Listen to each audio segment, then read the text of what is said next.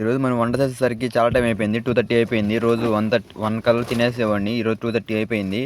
ఎందుకంటే మా చెరువుల కాడ నీళ్ళు వెళ్ళటానికి తొట్టి ఒకటి పాడైపోయింది. దానికి కొత్త తొట్టి వేసాం. అక్కడే టైం మొత్తం ఆడే సరిపోయింది. సిమెంట్ ఇసుక కలిపాం కానీ ట్యాపీ లేదు. ట్యాపీ లేకపోతే ఇంట్లో ఉన్న గట్టి ఎత్తుకెళ్ళి చేసేసాం. అలాగే మా తమ్ముడు కూడా మాకు హెల్ప్ చేశాడు. కొంచెం కాదు, కొంచెం బాగా ఎక్కువే చేశాడు. వాడు కూడా సగం పని చేశాడు కొంచెం బాగానే. అన్నయ్య వచ్చాడు కానీ తమ్ముడు ఇంటికాడ ఉండిపోయాడు. వాడు ఫ్రెండ్స్తో ఆడుకుంటూ వెళ్ళిపోయాడు. వాడు రానన్నాడు. తొట్టులో నీళ్ళు పడి ఇటు ఒక పైప్ ద్వారా చెరువులోకి వెళ్తాయి. అదంతా అయిపోయిన తర్వాత వచ్చేసాం మేము. వచ్చేసి ఇప్పుడు సొరకాయ కూర ఉండబోతున్నాను నేను. సొరకాయ విత్తనాలు లేతగా ఉంటే బాగుంటుంది, తినొచ్చు.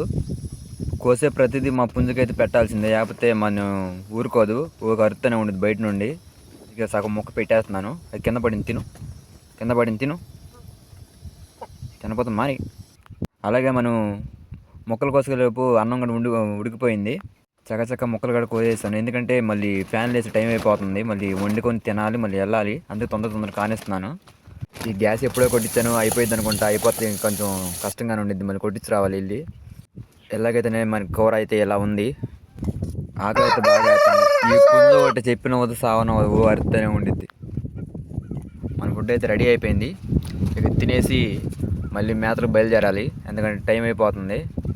ఇప్పుడైతే 2:40 అయిపోయింది. మళ్ళీ 3 ఫ్యాన్లు వేయాలి. 3 ఫ్యాన్లు వేసి మళ్ళీ గంట దాకా ఉండి మళ్ళీ 4కి మేత వేస్తాం. మేత వేసిన తర్వాత మళ్ళీ 6 దాకా మళ్ళీ ఖాళీయే.